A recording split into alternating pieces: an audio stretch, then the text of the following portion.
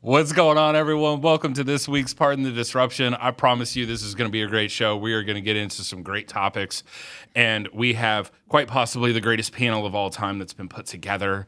I am your host, Matthew Potter. I'm short sale guy, hedge fund connection, co-founder of the Family Tree at Real Broker. If I can help you grow your business, reach out to me. That's what I'm here for. Real quick, for those that are just tuning in for the first time, you're going to see how we break it down around here. We have 6 total questions, 5 of which are pre-selected.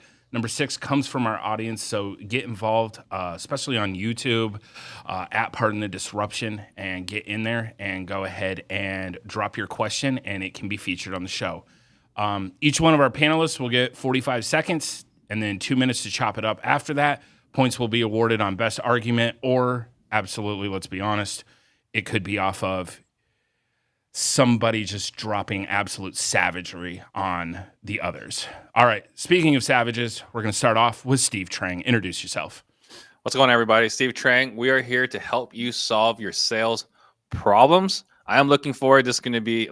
This is going to be an interesting situation. We got a couple of guys that are not used to being ruthless, so we'll see how good they are at giving it as well as taking it. Absolutely. We're really hoping that Steve and CJ can hang today. We really are. No. All right. Next up, coming to us from the East Coast, out of Richmond, VA, we have Chris CJ Jefferson. Introduce yourself. Chris Jefferson, Richmond, VA, the U. Always good to be back and talk about whatever the hell's going on in the world. So looking forward to today. Stratton, Rob, good to see you guys. And let's rock. Absolutely. Next up, coming to us from room 112 at the Best Western, we have Robert Wensley. Say hi to the people. What's up, guys? Super happy to be back here again today for another episode. I think I won last time, right? Did I win last time? I think I beat RJ by 1. Like, are you RJ? Like, what are we living in the past? Like, let's just move on.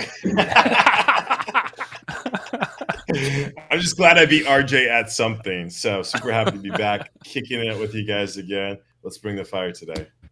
Absolutely. We're glad to have you back. Last, certainly not least, we have the 32nd most famous Fresno State alumnus. We have Stratton Brown. Go ahead and say hi to the people. Hey, guys. Thanks for having me on. Better situation than last time. Last time I was a base hit call-in. Thank you guys for having me so much back on. I'm ready to talk shit on Realtors. This entire thing. Like, we're just going to demolish them. Bro, are we only going to have one question? We're going to have one question. Why the hell do they get paid for shit? Hey, whoa, real quick. I just need to remind everybody that your judge is a licensed realtor. So, like, I just need you guys to all take that into account. I'm going to moderate this today. All right. First off, we're going to get into question number 1. It's not everybody's favorite as of yet, but just hold on. Like the NFL trade deadline passing earlier this week, what's an asset that you would trade for to improve your business? Start us off, Steve. Well, let's say obviously it'd be a licensed realtor, right? I mean, step 1. But after the licensed realtor, right, is someone that can raise capital. You know, someone like if you've got money, the deals will find you. You know, one thing I've said before on a previous episode is there could be some life-changing opportunity in the commercial business in the next 2 to 5 years, right? So I think if there's one asset I would trade for is someone that's got access to a ton of capital. That is a great thought there, Steve. And by the way, everybody send your San Francisco deals to Steve. He's buying. He is a end buyer right now. All right, next up, CJ, what about you?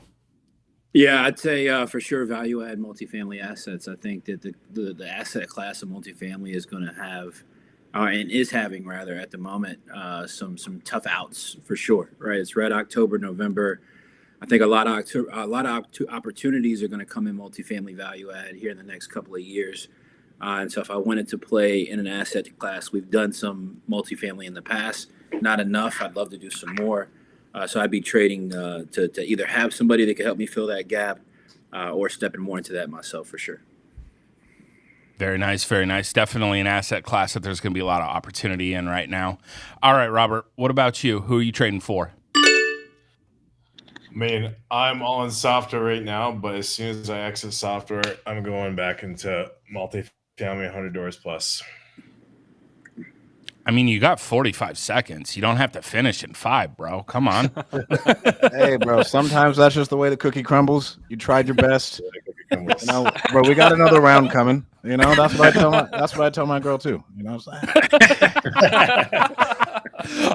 And on that note, we're gonna go to Stratton. What about you, boss? Who are you trading for? Bro, I took this completely different. Give me the majority stakehold of Google. If I want an asset in my business, I want all that. If I can control all of the ad spend in the world, I can make as much money as I want. Google prints money, and I can grow any business I want. I can be an idiot and just drive leads. That's what I would trade for. That was going to be my answer for one of the other questions, but thank you, Stratton. So you watch Hot Tub Time Machine. That's going to be Stratton, right? What did he call Google? Like Robgoal or something like that?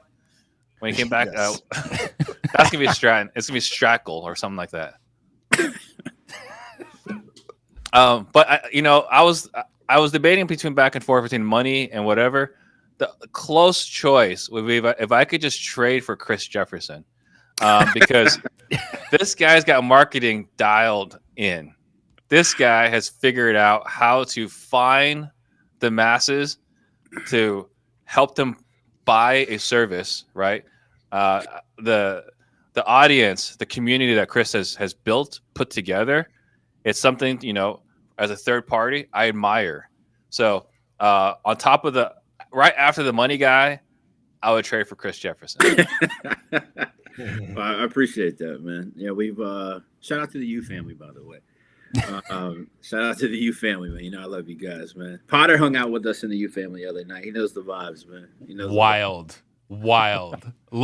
Absolutely a great time. Great time. I love it, man. I love it. Yeah. So I guess I mean, Stratton stole my answer for another question, so now I got to come up with something else. There's 4 other companies you could include. I listed down 4 other companies for the other question. I know, I think but what you control the Stratton eyeballs. saying, though, is I say multifamily. I get what Stratton's trying to say as well, though. Like Rob can understand this too. Like it's the data business, right? Like I'm in the data business too, right? I'm in the data aggregation business on a daily basis when it comes to ads and different things. Whoever holds the data wins, right? That's who wins every single time. Well, I mean, Google also owns the data, so they control they own the eyeballs and the data. Yeah. So, yeah, I would take Google, but I guess we'll have to come up with another answer for later on. We're gonna make Steve think. We're gonna make Steve think on a Thursday. Watch out, guys. All right. Gonna say based off of the outside the box right there, gonna give the point to Stratton. Like I'm not just doing that because he covered for me or anything. By the way, shout out on that. That is a great answer though. I mean, if you control the data and the eyeballs, I mean, you control it all. You do. All right, let's get into question number 2. How do you handle a situation if one of your employees gets in legal troubles that might cause them to go to jail? I can't wait for this one. All right, start us off, Stratton. All right, so 2 years ago, my little adorable cousin Aaliyah's mom calls me, and she says, Aaliyah's gotten into some trouble. And I was like, what for? And she was like, she got caught selling weed at school. And I was like, immediately, she can come work for me. And I did. She was my intern. I was like, hell yeah, you got the grind. I already know you're really smart. And so she interned me at one of my masterminds. If it's anything else besides, let's say, selling narcotics up to cocaine, I would say we probably got to get out you. Like if we got domestic violence, I'm out. Sexual assault, I'm out. White collar crimes, I'm out. Like Ponzi's, like what is it, wire fraud, any of that shit, I'm out. If it involves some real savvy entrepreneurship of selling some good old stuff, I'm on board, and we're keeping you. Anything else, you're out. That's what the kids are calling it. That good stuff. Good stuff. It's like those old commercials from the 80s, stovetop and stuff. All right, Steve, what about you? What are your thoughts on this? So there's a couple of questions I'm going to look at. First is, are kids involved? Like that's the first question, because if kids are involved, you're out. You're out. Yeah. You're dead to me. You're dead to the company, right? After that, then we're going to see how valuable this team member is. So if I were to find out, for example, that a valuable team member, a person that's contributing a lot to the company, got caught assaulting an officer, I would ask questions to find out whether the police officer deserved it. Right? That's the perspective I'm going to be coming from to figure out, right? Like, well, what did he do to deserve it? If it's a person that's, not a valuable team member, well, then it's going to be different questions, right? So I think the first, are kids involved? And after that, how much value you're bringing to the company? And based off of that, we'll figure out how we're going to address and to resolve the matter. So we answered the question without answering the question. I think you know where this is going. Yeah, I know where it's going. He's a politician, bro. Yeah, I know where it's going, and I'm glad I'm still employed, and I do thank you for that. But, we just need an answer. Presidentialcashoffers.com. There Presidentialcashoffers.com. Jesus. All right, CJ, what are you doing in this scenario? Yeah, I mean, you guys are pretty kind, man. I mean, if somebody was working for me and went to jail, they wouldn't be working for me anymore. Just hit me up when you get your shit straight, and when you get out, we can try to see if it makes sense to pick it back up then. As long as they didn't do something, that's a serious or violent crime or something like that, or financial crime. But like if somebody got locked up past like maybe 48, 72 hours, that at that point is costing me money. Yeah. Like I don't know why I would be waiting to figure it out with you. Like maybe I'll come to court and support. I'll put on a nice suit and come to support if you didn't do what you're accused of. But if you're already in jail, look, like I'll catch you on collect. They got iPads in jail now. Hit me on the iMessage or something. Like we'll stay in touch. But like I don't know what I'll put a couple bucks on the books. Maybe I'll take it out of your future check that you might be waiting on. But like, I mean, come on, man. What are we talking about right now? Y'all gonna just like, yeah, just like, hey, I know you went to jail for like a year, but hey, it's all good. Like you can work for me from jail. By the way, if anybody needs a character witness, just hit up Chris at startflippingdeals.com. He's there for you. All right, Robert, what about you, man? What are you doing in this scenario? All right.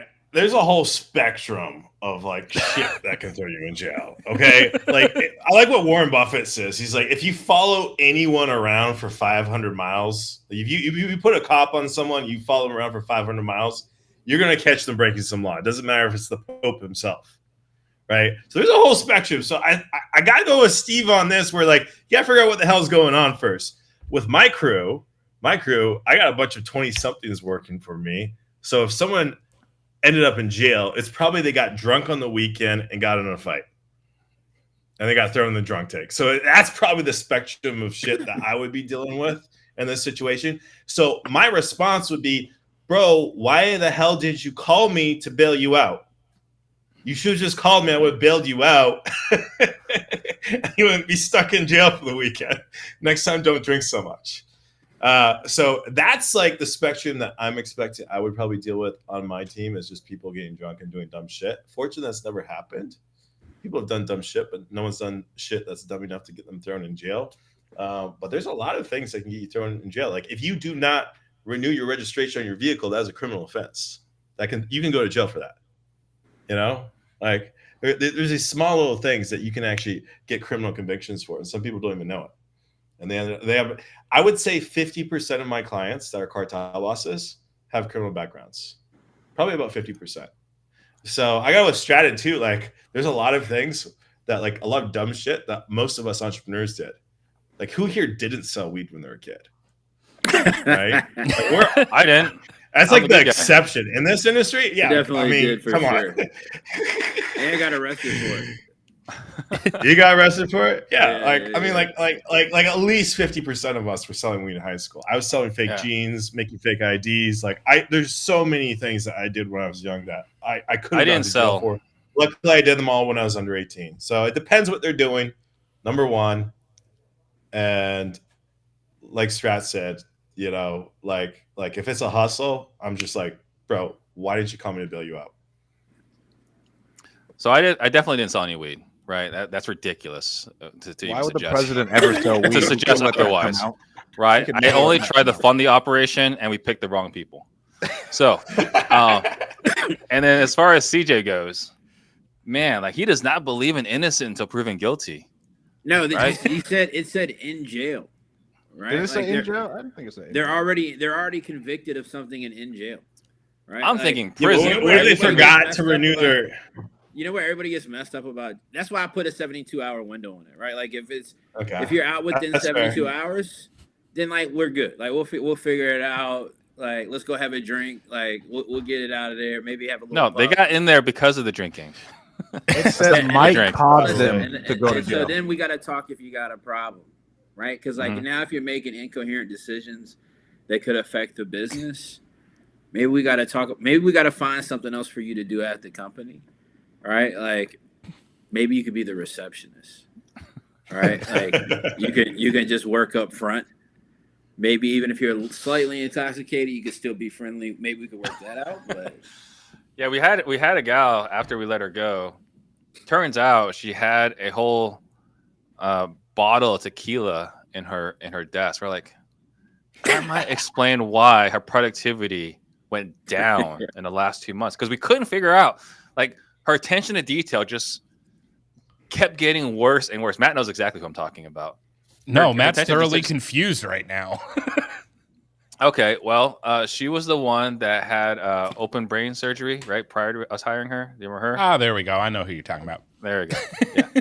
Yeah. So we're like, okay, we should have caught this earlier, because she was not paying very good attention to detail, was not as responsive. And this bottle of tequila probably has some correlation with that. So what I heard was you hired someone who believes that happy hour it's 5 o'clock somewhere. Mhm. It's all right. It's not the end of the world. All right. We're taking this one to the chat. CJ's going to get the point on this one. People are loving let's talk about it later. I don't care if you were thrown in there for some dumb stuff. I don't know. Somebody had made a comment in there about JPay email. I don't know. It's like a whole thing. All right, question number 3. All right, I need you guys to be easy on this question. I know you've been chomping at the bits for this one. I'm literally looking at all of you. All right. What are your thoughts on the NAR lawsuit verdict? We're going to start it off with CJ. Be easy, my guy.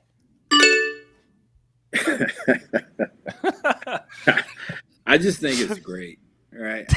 Realtors have existed for so long on this high horse of the industry, like they're God's gift to real estate, because they went and got a license and they do some continued education and hardly sell or list any houses.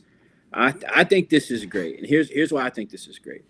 Of the real estate ecosystem, overwhelming majority of people who provide the least amount of value to transactions are realtors by far.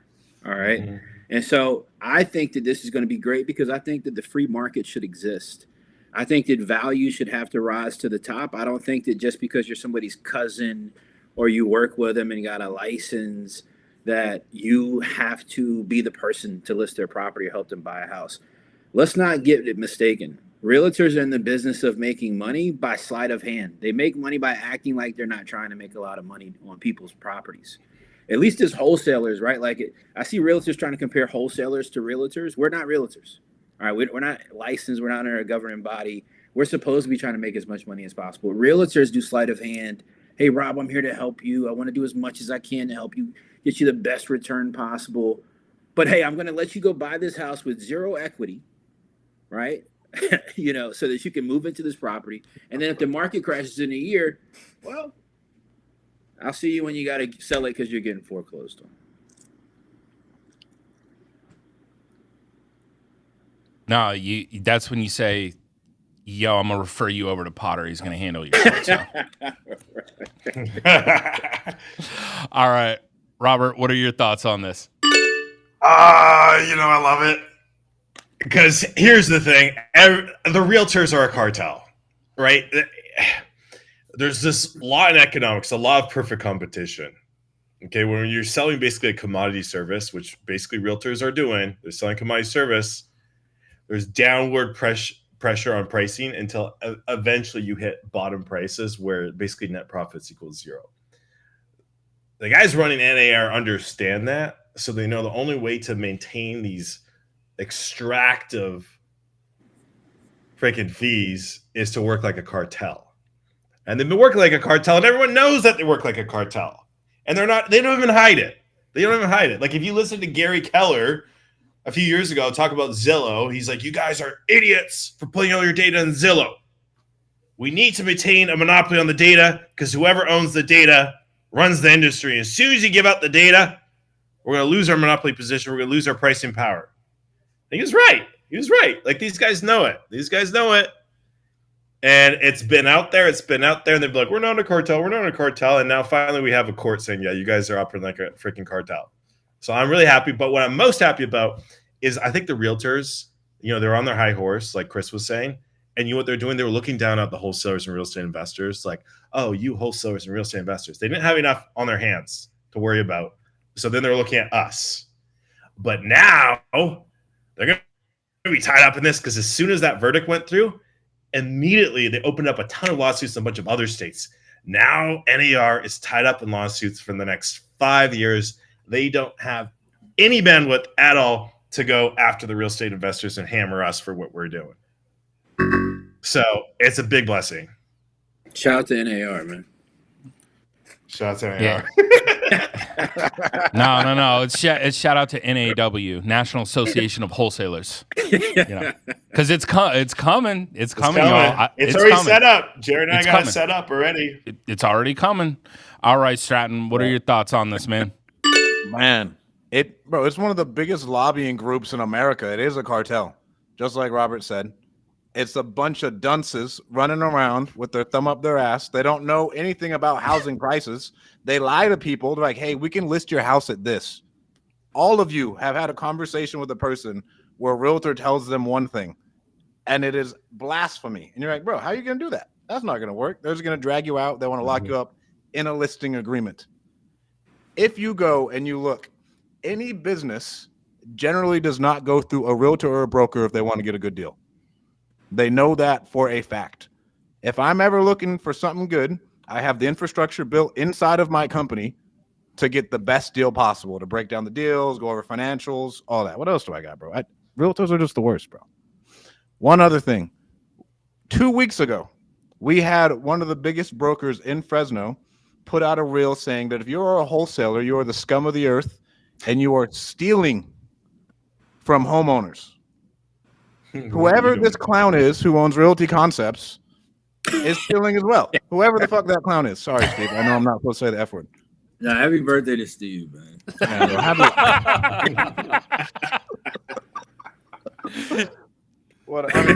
Overall, bro, they're just the worst. I don't care if I win this one. I just think they suck. This is the best thing that ever happened to real estate. All I'm gonna say is y'all clearly are not working with the right realtors. That's all I'm gonna say. Like, dude, just holler at me. I'm gonna take care of this for you guys because this is just unacceptable. All right, Steve, what are your thoughts? You're a card-carrying member, so what are your thoughts? I think it's a sad state of affairs. I am truly, generally sad for the general public. I think that if you're a person that's looking to buy a home, you've got no one to represent you. If we're removing buyer brokers, because there's no one incentivized to help you.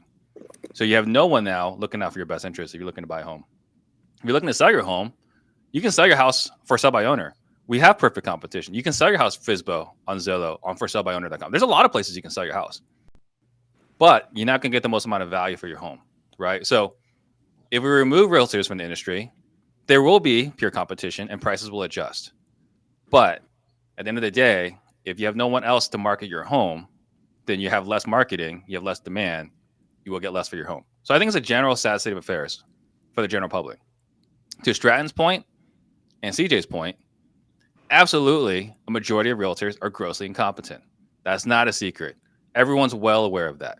Facts. But you cannot judge an industry that's full of salespeople on incompetence because salespeople in general are not well-rounded business owners. And in fact, most industries, that's the case.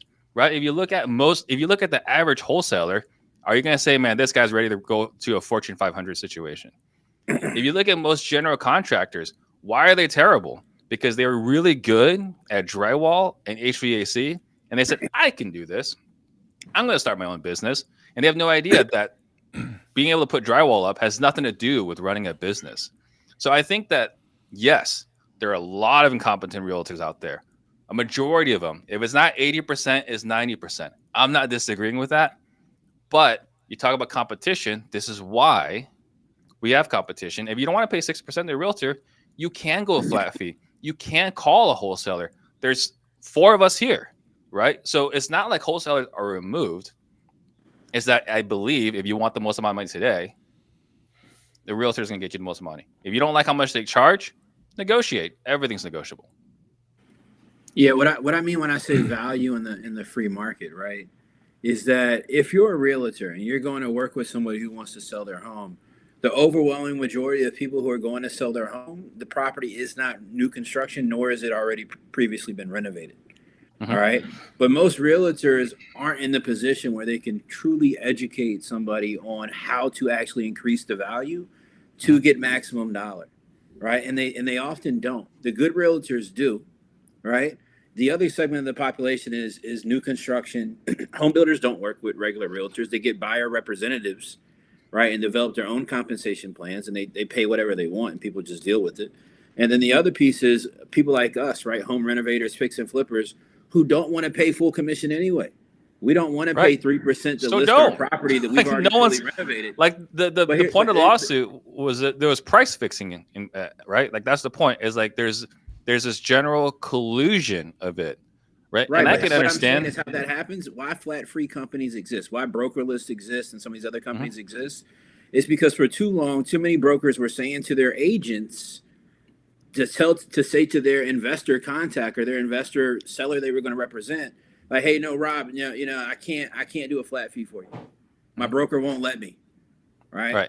Like, hey, I know there's nothing for me to do but stick it on the MLS and set up showings. But that goes back to incompetence. That is price fixing. If that's a conversation, that is a violation of Sherman antitrust, right? So like I'm not disagreeing with you there. My point is you would find a good realtor and you would pay a premium for a good realtor, or you can go FSBO. Like this whole idea that you had to pay all commissions 6% or whatever is grossly untrue. And by the way, I didn't ask for 6, right? I asked for 7. All right, hold on. So can I ask you a quick question? Yes. Do you think the general population that goes to list a house and or buy a house knows or understands that the 6% commission is negotiable? And do you think that realtors communicate that effectively to their clients to give them the opportunity to properly negotiate the commission? Yes or no? Are they prepared to negotiate? Yes or no? No. Yes or no? Yes, they know. They absolutely know. Every single homeowner is asking me to do it for a reduction. Absolutely know. They ask. No, I'm not saying they don't ask. I'm telling you that the realtors tell them it's not even possible. You got realtors out here that are keeping people into 12-month representation agreements. I don't know who. Bro, the long listing agreements are crazy. Come on, man. And then you say that they can market it better, bro. What are they put it on the MLS? What else can you do for marketing? Like in all reality, they put it on the MLS and they post about it on their social. The Kroger trays for sure. The cookie trays for sure, bro. Number 1. But really, if it comes down to the resources to market it, right? Having the buyer relationships, working with the realtors that you know that can bring in the quality clients. But the other thing too, like everyone seems to think that what a realtor does is market and put it on MLS and market it, right? Like that's what the illusion. That's what people think. That was true in the 80s. That was true in the 70s. That was true in the 90s. Oh my God. A lot of 2000s. Today, that's not the value. The value is not sticking to MLS. The value is helping you navigate a transaction. The value today is helping you understand the risks and consequences of every decision you make throughout the transaction. Yeah, shout out to our sponsor, NAR, by the way. Now, look. Here's the thing. There's value, but they're extracting too much for that value. He was back by people are deciding what they're charging thousands of dollars an hour, and all they have I want to be clear here. As I speak all these things, I have opted out of the realtor industry because I couldn't stand servicing people that didn't value me because everyone wanted to negotiate my fee. Right? So real quick, I got a question for everybody on the panel. Sorry, I'm ad-libbing right here. How many of you would be willing to buy a property at 95% of ARV right now? Nobody but a realtor's client. Okay. So can we agree though, like let's take a step back. Can we agree that maybe for that particular seller, if they're getting 95% of ARV versus maybe 70% ARV from you or a investor buddy of yours or something like that, could we see that maybe there's a benefit there for the seller? Yeah, I mean, I get your point, right? The seller is able to make as much money as possible in that scenario. Is that what you mean? Okay. Yeah, correct. Like, so for example, say you were selling a property, CJ. Do you want the most amount of money possible, or do you want to sell it to Robert over here for 65% of ARV? I think look, but that's I not what they're think getting sued for. They're getting sued for the buyer side because they're price fixing on the buyer side. That's what they're getting sued for. See, but here's the reality of this side, and again, like this is just me talking real estate. So the reality is, and we can all agree to disagree on this. I have seen every co-broke known to man in the MLS. I've done deals for literally $1 co-broke. Okay. So have I harmed the buyer? Have I harmed the seller? I've done it for $500. I've done it for $1,000. I've had new builds that will give me 5% for bringing a client because they're not selling anything because of where interest rates are. So, like I said, just take that into account. That ultimately, at the end of the day, I think we all need to learn about this, of the aspect that agents and investors need to learn that we're in the same ecosystem and we need to start supporting each other rather than sitting there trying to point fingers at each other, or else we're both going to be out of business real fast. And for the record, I was one of those people that $1 co-broke. Man, because I didn't value buyer agents. You're a jerk. Man, I got the angriest phone calls and voicemails about my $1 co-broke. It's like, I don't value buyer agents. Like, I want to double end this deal. And look at that. I'll tell you guys a story about Can I tell you guys a story about the last house I bought? My last personal residence. This is funny. So the way I look at it, here's the way I look at it. Everyone operates in their own interests. And as long as you understand that everyone is operating in their own interests, you can navigate this pretty easily. Okay. So when I was shopping for my last house, it was like 2021, super hot market. And I was going for a property in the richest county in all of America, out in wine country, outside of DC. Nothing is ever listed. When it is listed, what I found is that the strategy that the brokers were using in that area is they would bait you in with a really low price. And on average, the properties were selling for $100,000 to $200,000 above their initial listing price. So I see this property listed. I'm like, damn, this is on a wine vineyard. I want to go after this deal. I roll up. By the time I'm finished my showing, there's a line out the door. Like probably 50 people want to look at this house. They listed it for like $680, and I knew that they were going to try to sell it in the 800s. So what I did is I didn't have a buyer's agent. I go to the seller's agent. I'm like, she's going to act in her own interest. I'm like, I'll tell you what, I'll give you an offer on this thing. I'll give you your 680, but you have till 5 p.m. to accept it. And guess what? I don't have a buyer's agent. So you can double end it and you can represent me. You can make double, but you got to get your seller to accept this by 5 p.m. Every investor knows the best way to get an agent that's listing a property for somebody to work on your side is to tell them exactly what Rob did. Hey, I do this all the time. Hey, I'm not represented. I have no agent. You're more than welcome to make both sides of the commission. Here's the deal that I need to make work. Can you make it happen? And guess what happens the majority of the time? So $459, they accepted my offer. So one thing I want to say, because Chris says everyone operates in their best interest, but last week he got butthurt when we said builders operate in their best interest. Just want to highlight that there real quick. Leave it out. Just put that out there. Yo, all right. So that was good. That was good dialogue, good conversation. It's nice to know that 75% of the panel wants me out of business. I appreciate all of you, and I'll be submitting my resumes to your respective, operations over there. Look, I'm gonna go with Steve on this because ultimately, at the end of the day, I'm sorry he brought up the good points. Look, he brought up good points. And like I told you guys, at the end of the day, we all know nobody's buying something at 95% of ARV. And you guys even back that up with everybody operates in their own, in their own best interest. That's a seller's best interest. It's no different than when you're flipping a property. You guys want the highest price possible. You're not over there saying, hey, I really hope that I can sell this for less. You want it for more. So that's it for that round. All right, we're going to get on to a word from our sponsor, Sales Disruptors, today. We have a lot of you might or might not know that apart from podcasting, wholesaling, and being a perennial third place on PTD, Steve and Sales Disruptors teach and coach the country's top home buyers to buy houses at massive discounts. What this means is that Steve helps companies learn a sales process, meaning he teaches them what to say to homeowners to acquire properties at deep discounts with the disruptor process. Earlier this year, Steve and Ian launched a sales community so that everyone can gain access to the same training at the ridiculous discount of only $97 a month. What's even more exciting is that inside the community, you will get all of Steve's courses, old and new, 3 coaching calls a week, resources, handouts, and access to Steve and Ian Ross for the great price, which in the past cost thousands of dollars. Simply put, sales is the surest skill to become financially free. If you're interested in joining their mission of creating 100 millionaires, go to salesdisruptors.com to become the next one. All right, we're going to get into question number 4 over here. Walt Disney finalized the deal to completely own Hulu from Comcast Media. What is one company you'd acquire to boost up your business? Steve, start us off. I was going to say Google. But I mean, that answer's already been taken. Stratton, thank you. So I guess after that, based off the last answer, I would, if I could acquire 2 companies, National Association of Realtors and National Association of Wholesalers, if I could just control the narrative in both industries, right? Because I am a wholesaler, I'm a realtor. If I can control the narrative in both industries, we should conquer the real estate market. So if I could pick 2, those are the 2 things I'd pick. Nar and nah. Good stuff. Nar and nah. Good stuff. Nar nah. All right. Narwhal. We're gonna send it over to CJ. He's over here. He's me mugging me right now. He's not happy with me.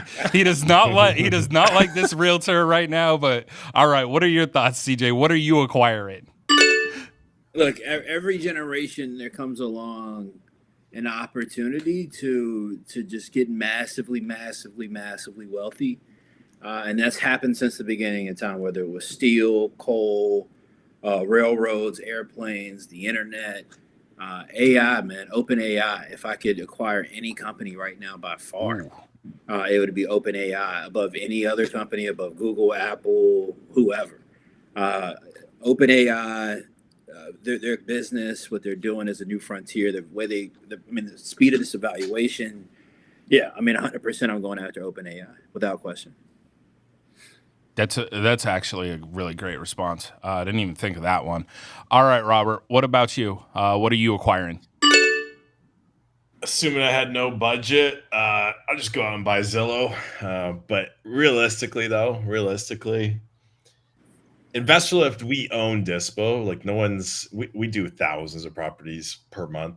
We own off-market Dispo by far. We're probably 20 to 30 times bigger than place number 2. So I think it would be cool. So we have the Dispo side down. We haven't even touched acquisitions. I think it would be cool if you had acquisitions and Dispo, like the full thing all under one roof. So if we did a merger with like a company like Batch or PropStream, and you could have like one piece of software you could just that's all you need to run a wholesaling business. One piece of software, one credit card bill, everything you need from acquisitions to Dispo. That could be pretty sexy. Coming soon, Batch Lift. There we go. That'll work. We can roll with it. All right, Stratton, what about you? I was going to go with BlackRock. Chris took OpenAI. Steve took Google, but I was like, yeah, man, BlackRock. That is the one if you want to control everything and make the most money possible without having to worry about NAR or anybody. BlackRock, they own like 90% of the S&P 500 in some way or form? Like they own a share in it? It's like 92% now, bro. They bought some more stuff last month. So for me, it would for sure be BlackRock would be the number 1 company I'd want. Yeah, they are past the point of diminishing returns. They literally owned everything, right? Like, I don't know what's the point of raising any more money. Like, yeah, well, we really want to get to 93% of Wall Street. So CJ, let me ask you about OpenAI. Yeah. OpenAI, obviously, I mean, they got the AI piece figured out, but do you think if you would go with OpenAI, you think that they've got a large enough lead on Google that Google can't catch them?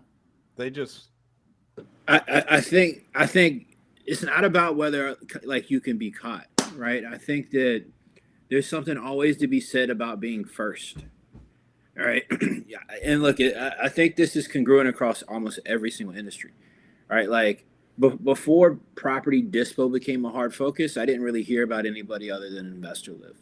Right now, I could name 5 different companies that do the exact same thing or attempt to do the exact same thing that InvestorLive does.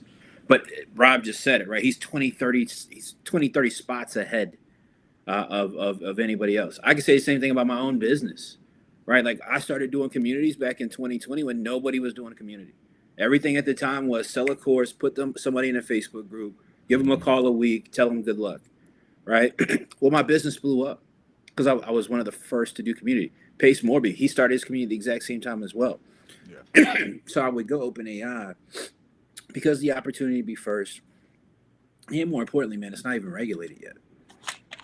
Yeah. I think there's a lot of value to being first, right? I mean, Harvard, like the first university in America, right? Coca-Cola was the first cola company. Like, I think there's a lot of value to being first. Red Bull. But I think Google is so well funded that I think that they can. I'm speaking not with a lot of like data to back this up, just theoretical at this moment. But I think they have the resources to catch OpenAI, and it might be even a situation where they acquire OpenAI. They have more training data. Like that's, I think, the big thing, because the algorithms are pretty much commoditized now. Like the algorithms are like, we're actually working with the same, like the theory and the math that goes into these algorithms was developed back in the 60s and 70s. So these guys are computing on is like compute power, the amount of compute power going in, and the amount of data, training data that you're putting in, and how you finesse that training data, right? Like at InvestorLive is basically a big massive data mining machine. It took until this year for us to actually have enough data that we could actually make AI that works. And even though we finally have it like actually working, it only works in some cities right now where we have enough data. So it's not really about the machine as much about like the fuel you put in the machine. I think Google could surpass them and probably will, just because I think that the data advantage, there is the first mover advantage that Chris mentioned, but I think having the data advantage, I mean, they have over 20,000 data points per American, right? All your search history, everything. Like if you're going to go on a trip to Alaska, you're going to start searching for flights to Alaska before you even tell your wife that you want to go to Alaska. Google already knows you want to go to Alaska. They're already showing you ads for fur coats, right? So I think they have such a big information advantage that they could surpass OpenAI pretty quickly. It'll be a war, though, a huge AI war coming. I think the only thing that's really going to hold them in place, I mean, Sam Altman is an extraordinary human, right? And like if you want to go like CEO to CEO, Google CEOs have kind of stepped out a little bit, and Sam Altman is laser focused and just got President Biden involved. Like, hey, we want regulatory capture. We are going for this. And if you have one so he had the best job ever, I think OpenAI is going to take it, but Google will be close. So that was definitely an interesting round. A lot of thought-provoking ones there. Like I said, even though he wants me to be on the unemployment line next week, point to CJ over there with OpenAI. I like that one. Like I said, I'm going to send my application over to the U. All right, we're going to get into question number 5. It would not be a PTD without a sports question. We always know that there's something. Thank God RJ's not here. He'd try to work in hockey. All right. Like the Texas Rangers overcoming the odds from winning the World Series, what is one unexpected victory you have had this year? Start us off, CJ. One unexpected victory I've had this year. The Texas Rangers, they suck that bad. Yeah. Look, yeah. I didn't even know they were in the World Series. until I saw the question 5 minutes before we started the show. I haven't had any unexpected victories. If I could be honest, I always expect to win. I don't know. Maybe everybody else is different. I always expect to win at everything that I'm doing, anything that I pick up. I don't mind taking L's when necessary. I think you learn from L's. You fail forward from failures, but I can't remember anything that I've done where I thought it wasn't going to work out, and it was like an unexpected win. So I'm not Texas Rangers, man. So I'm like the Yankees, bro. Like even if we haven't been in a while, like we think we're going every year. There we go. The confidence coming from the U over there. All right, Robert, what about you? So similar to Chris, like I always expect everything to go well. I'm an internal optimist. I think you have to be to operate at this level. You have to, because your chances of failure are so high in entrepreneurship that you got to be a little bit crazy to even try. Always expecting everything to work out. What I'm always uncertain about, though, is timelines on things. So we did a big push into AI this year, and I was thinking we'd probably have a product that is like good enough to bring to market probably in like Q3 next year if we like really worked on it hard. And we made a slight tweak to our algorithm a couple of months back. We just changed like one little weighting, and all of a sudden, boom, it worked. Like I ran a property through it. It spit out 10 names, and 3 out of the 10 wanted to buy the deal. I sold the deal in like 5 minutes. And then like I was losing my shit. I was like, holy, this thing works. This thing works. So that was like the speed. Like I didn't expect that version to work. That's such a small tweak would make it work. So that's it's actually going live, I think, next month in Phoenix. So super excited for that. Actually, Steve, if you're down to beta, I have the beta. I should be getting access to the beta that I can let people play around with tomorrow if you want to test it on some deals. You want me to put it on the MLS for you, bro?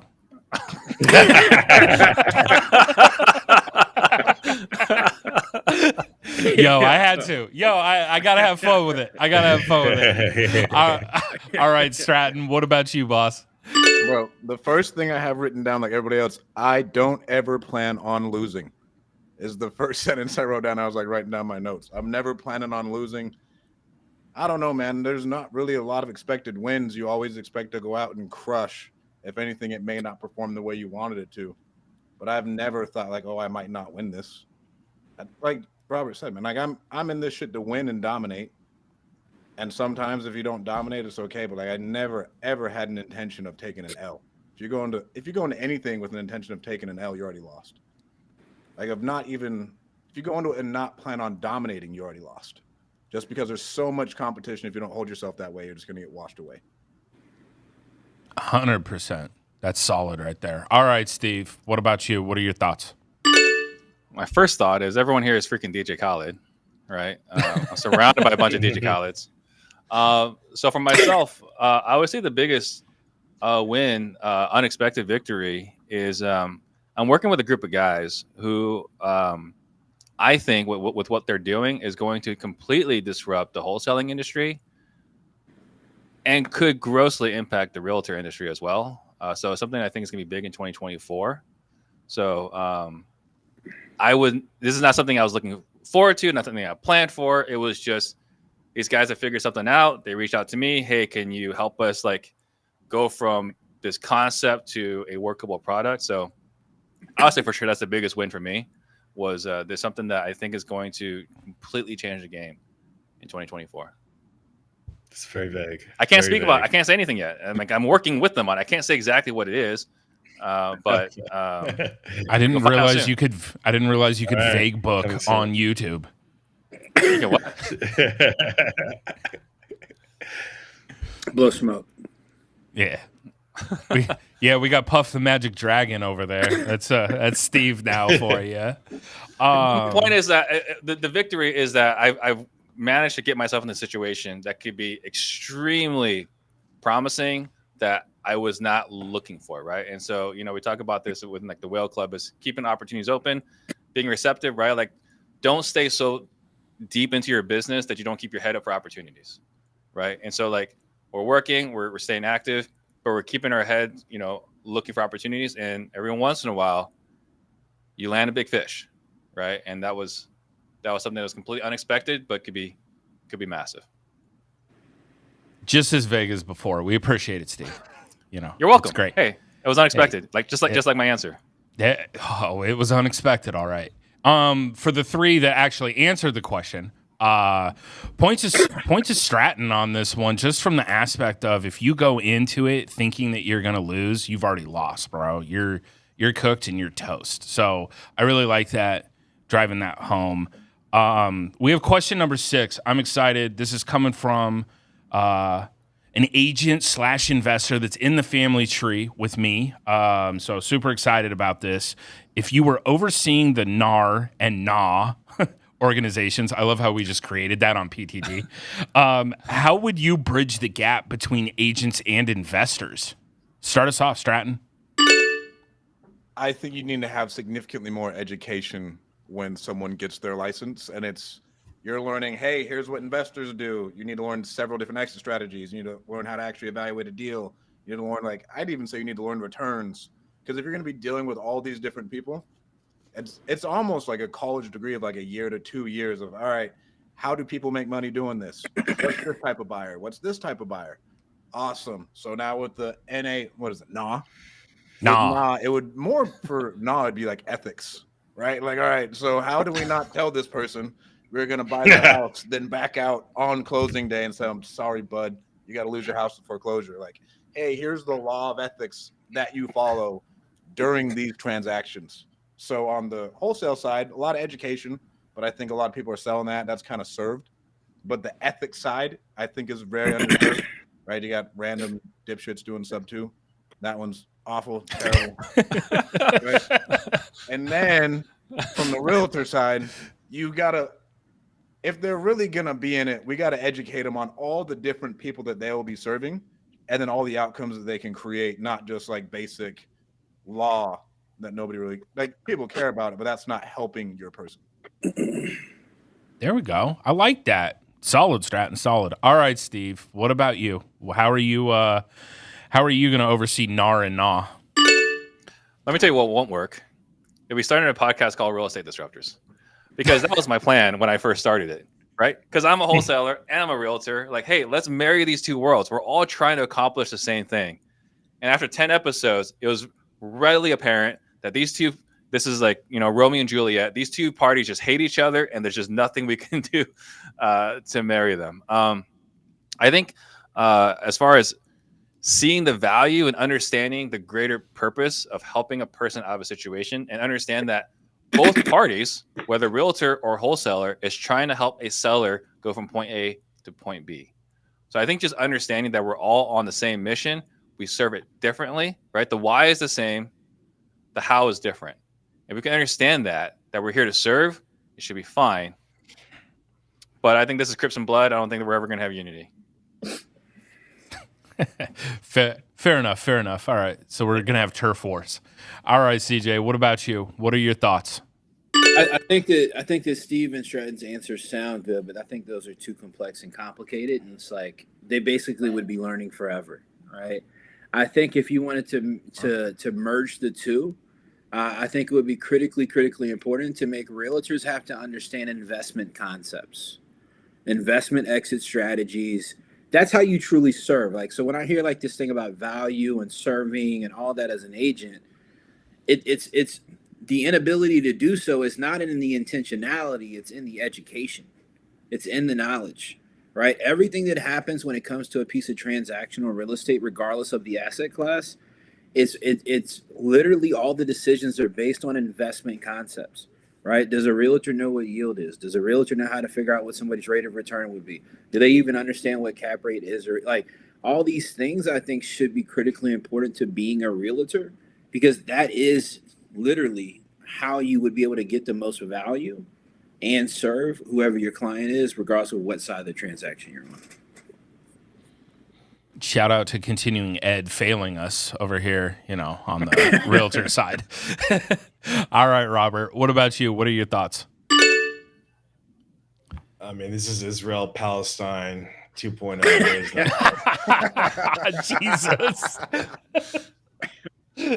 Just keep the rockets firing. No. Okay, no, in actuality, I think the problem is most real estate professionals do not understand the value that investors bring to the United States economy.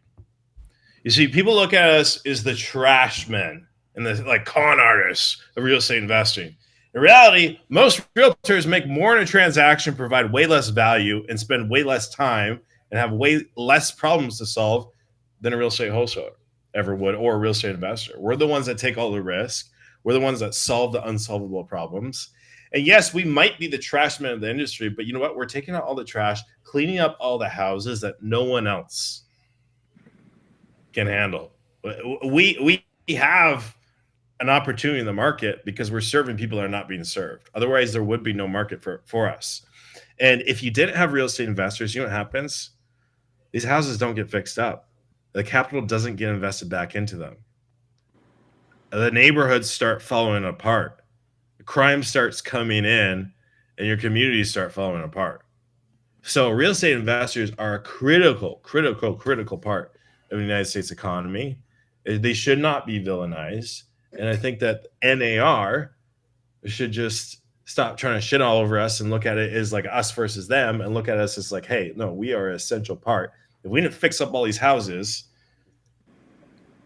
you wouldn't have nice houses to sell. Like all these houses across America are constantly decreasing and their value and falling apart slowly. And you got to have real estate investors come in there and clean them up and get them back in good shape so that they can sell in them less than 30 days.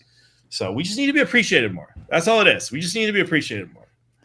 So I just want to point out that, to Robert's reference of being treated like trash men is often one of the highest paid jobs, right? Like those guys get paid pretty damn well because they're doing the job that no one else wants to do. It's a good reference, but I don't think trash people are disrespected. I think they're compensated pretty darn well. And I think to Stratton and Chris's point, I understand, like you're saying, we should have realtors understand investments more. I see the value in understanding investments. Is the reason why I'm on this side. But the average realtor doesn't have to understand. I would argue they don't have to understand it because 90% of the population, 90% of the clients or more aren't interested in investing, right? They're just selling their home or buying a home for a place to live. Transaction. Yeah, but that's why I say concepts, right? Mm-hmm. So let me ask you a question. You and Potter are realtors. So if you took, you can say it nicer. Yeah, realtors. Dude, that was a little offensive, bro. You brushed me off to the side, bro.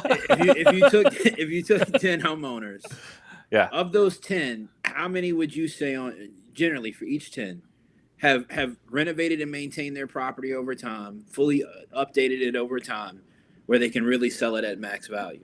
Would you say that's the minority or the majority of people? I'd say about half. Yeah, I would agree with that, and the reason I'll tell you that, CJ, I'm going to give you backstory since I sell a lot more homes than Steve does. The reality is, credit for anything. No, you don't. The reality is, especially here in Phoenix Metro with suburbs, like especially like our bedroom suburbs that kind of popped up overnight. I mean, I went to a property yesterday, albeit it's a short sale that I'm listing, but it was built in 2022. It doesn't need updating. But that's different. And that's what I'm saying. Like there are those ones, but I would say probably, I just sold a home over in Queen Creek. Seller put everything in there. It was it's a top dollar property. It is. There's nothing that would have been a value add on that one. Absolutely nothing. You couldn't have done anything. I'm talking, Pottery Barn front door. The mailbox was cute. The whole thing. So you run into about half of the people have that quality of home, and then you have half where I can understand what you're saying. Yeah, there's a value add opportunity there. Where are you going with this, CJ? Phoenix, man. Like, think about where Chris is at. That's some old property out there. Some ghetto properties. Jesus. Whoa. Steve's taking shots, bro. Whoa. I'm sorry. I was trying to say what Stratton was saying. I was trying to read between the lines. Shout out to NAR. Hey, but CJ, you were asking that question. Where were you going with it? No, I'm just saying, right? Like when I say investment concepts, like Here's how simple this is. The majority of the population thinks it costs $60,000 to $100,000 to renovate their kitchen. You know how much it really costs to do it? Like 15 max. Like 15,000, 20,000 can get you a crazy baller kitchen. Think about if people just understood that concept, how much money that could put back in people's pockets. Now, it may take a lot of contractors out of business or might hurt their business. All right, but I'm just saying concepts around investing and understand value add, getting a return, how the market actually functions and works. And then to Rob's point, right, when Rob is talking about that we're the trashmen in the industry, we do all the dirty work. I mean, that's quite literally true, right? Like nobody else is going to be coming into these neighborhoods, revitalizing neighborhoods and communities. You got to think about what builders do. Builders are the ones that come in and put in amenities. They put in resources. City government is the one holding them responsible for putting in roads and utilities, putting in parks and recreation. This is tax dollars to pay for these things. We're the ones who drive up the economy. Think about the last 14 years. Investors are the ones, we're the ones who've driven up the economy for all this wealth that's been able to be created in America that people are able to take advantage of with their HELOCs, go out and buy new cars, vacation houses, all these different types of things. That doesn't exist in this economy whatsoever at all, literally. There's no economic growth year over year without investors involved in transactions. And everybody forgets that. Everybody forgets that. Everybody forgets that when we have all these conversations. And shout out to BlackRock. We drive the entire United States economy. Jerome Powell has gone out and said this. He's like, look, we got to keep on increasing interest rates until we slow down real estate investing. Right. Because until you slow down real estate investing, inflation does not go down. So they literally just had to keep on hammering inflation rates until they took us out. Because 10 to 20% of transactions in most major cities across America last year were transactions with real estate investors. That's huge. That is huge. We're talking 1 in 5 to 1 in 10. And we're like Chris said, we're driving up the values of these properties, which then is giving people more equity in their houses, is decreasing their debt to equity ratios, is making Americans more wealthy. So CJ, I completely agree with a lot of what you just said there. As a matter of fact, that's my #1 most viewed TikTok video explaining all that, and one of my top 5 Instagram reels, right? So I completely agree with you there, because that's exactly what I said. Yeah. Shout out to AR. So here's the challenge, right? Everything you know, CJ, here's the problem I ran into. There's no way, or it's pretty hard to get a homeowner to pay you a 6% commission based off your information here, right? Or 6% commission on a home generally isn't worth your time, right? For that information. And that is where I've kind of found myself. Hold on. Isn't worth whose time? My time. Isn't worth your time. As the realtor, you mean? As the realtor. But this is my point earlier, right? Because of this lawsuit, it will have to become worth your time. Exactly.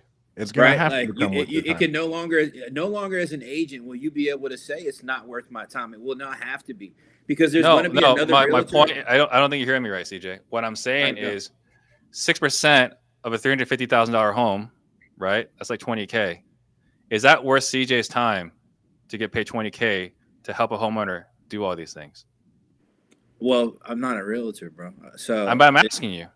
No, 20,000, 200,000 wouldn't be worth my time to work with somebody to. But that's my point, right? So this is where I found myself. I don't have the patience, right? Because I believe I'm worth that, right? But I don't have the patience for a homeowner that's like, well, I don't want to pay you this or that. So I'm like, okay, if you don't want to pay me that, I'll go put my time somewhere. Just like we have coaching, right? No, but we're tracking the same way, though. I'm with you. Yeah. That's what I'm saying, though, right? But then the point is, like you're saying, the value is not there, right? Like they're not worth 6%. But there are a lot of people out there that can add this value, and they're the ones that are getting paid the high commission. Like Potter, right? I don't know what Potter's average fee is, but he's not flat fee. I can tell you that for damn sure. No, but this is my point, literally, though, Steve.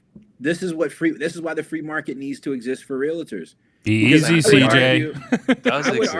I would argue that that Potter in that instance deserved more than 6%. Right. Yeah, right. Like if I come help you with your home and increase the value of your home for you, $100,000, why would I only want to make 3% on that? That doesn't make any sense. Like if I come exchange and provide you that much value, and I help you take your property from being worth $300,000 to $400,000 for you to be able to capture some of that, No, I think there's more value to that. And I think this lawsuit is going to allow people on both ends of the spectrum, not just to lower commission. I think it's going to allow people to increase their commission as well by making that congruent with the value that they're actually providing, because there's a bunch of Steve Trains out here that don't want to take the time. Well, we become wholesalers and flippers. Didn't you own a brokerage? Now, I did. So now we can be honest, right? So now we can be honest. Uh-oh. Because that's essentially what realtors are. They just don't want to identify as that. That's a whole different conversation, right? But they don't want to identify as wholesalers. But that's what it is. I agree. I wouldn't say that wholesalers are realtors. All right. So a couple of things. Number one, taking this one to the chat. CJ got a lot of love in there. CJ, you're getting the point. You will win today. Like I said, my resume is in your inbox. Next week, we're going to continue this discussion on CJ owning a brokerage. We're going to go ahead and just have, we're going to have that on there. Real talk, though, we had a lot of fun today. It's always good sitting down with you guys and getting both sides of the coin, both sides of the perspective. I think I love that about PTD. And then afterwards, we can all, sit there and bust each other's chops and do business. Well, they can all lose my number. Fantastic. So we're going to remove Steve from the group chat. It has been awesome today with PTD. We're going to go ahead and do some outros over here. We're going to start off with our winner today, Mr. Chris Jefferson. Say bye to the people. Always a pleasure. Chris Jefferson, Richmond, VA, startflippingdeals.com. Rob, great to see you. Stratton, great to see you again, my guy. Potter, Steve, much love. It's always good to get a dub. See everybody later, man. Peace. All right. Next up, unfortunately, you didn't have as good argument points today. Robert, go ahead and say bye to the people. I arrived in Phoenix at 5 a.m. last night, so that's this morning. I'll come back and I'll bring the fire. This morning, yes. I think I'm running about 3 hours of sleep, so I promise to bring the fire again next time. But thanks for having me on here today. It was a lot of fun. Good kicking it. Good shit talking realtors. It's always fun. Just shit talk to NAR. And let's do this again sometime. If you guys need help selling your deals, sold about over $10 billion of houses this year, all off market. Check out investorlift.com. Get.investorlift.com. Check it out. Or at investorlift on YouTube, Instagram. If you want to get 10% off, use coupon code Disruptors. You'll get 10% off your first year on InvestorLift. And super excited to help you guys sell your deals faster at higher prices. There we go. And also, if anybody's feeling generous, go ahead and send up a cup of coffee and a Red Bull to his room over there at the Best Western. All right. Stratton, say bye to the people. Thank you guys so much for having me on. Potter, I'm glad you're feeling better. Glad it's a better circumstance. If you guys need help with any type of staffing, virtual staffing in your business, go to virtualhelp.io. That's the company I own. And it was amazing bashing the realtors. Thank you, Rob, Chris. We got to stand together on this. Thank you guys again so much for having me on. And I think I got shafted again, but that's for another day. I think Potter is biased. That's just my opinion. That's just my opinion. How am I biased when the non-realtor who tries to put me out of business won? How does that work? The former brokerage owner. You and Mr. Pfizer, Steve Trang down there. Right. Look, we're running a cartel. All right. Hey, last but certainly not least, say bye to the people. Steve El Chapo.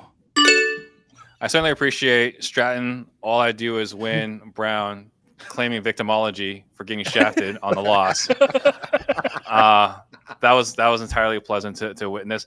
There's a lot of fun, right? I think this is a topic that it's not going away anytime soon, but I think it's really good to have diverse perspectives. The reality of the matter is, we all make good points, right? Both sides, we all make good points. And I think the value here, we're talking about back to question number 6, is understanding both sides. I think the perspective is so critical. If we're just standing on one side and throwing stones at the other, we're going to have what Rob's talking about. This is Israel, Palestine 2.0. It'll never be resolved. But it's not until we actually sit down and actually understand the other side, try to figure out how to help each other and work together. This will stay exactly where it's at, which is exactly where it's been since I started Real Estate Disruptors, trying to bridge this community and just realizing that's never going to happen. So great show. Enjoy hanging out with my friends. And I hope everyone got at least a few laughs out of it. And then, of course, don't forget to go to nah.org. If you're a wholesaler, go ahead and get in. Use Disruptors as your code. 20% off. Go to narna.org. narna.org. All right. We had a lot of fun. We will see you guys next week. Peace.